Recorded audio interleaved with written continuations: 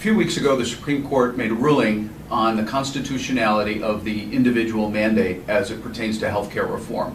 And they upheld that mandate, saying that it is constitutional for the government to ask somebody to buy health insurance. There's not only the individual mandate, but there's also an employer mandate. And this is for employers who would have an employee base over 50 employees. So what we find is that when we're looking at a contractor, do we look at just the union side or the non-union side? Well, right now it seems to be the opinion that we should be looking at both collectively.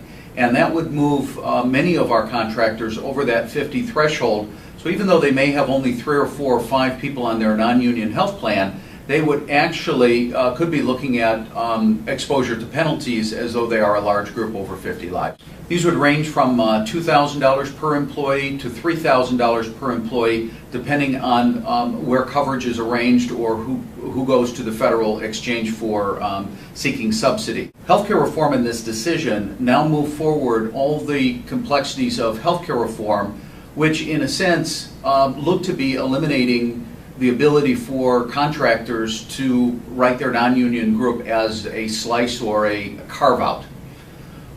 With this, they're left with less options.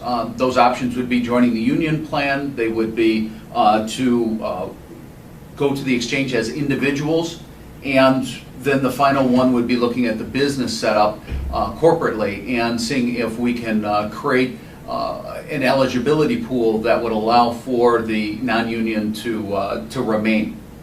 The best thing I can say is pre-planning is really going to be effective here.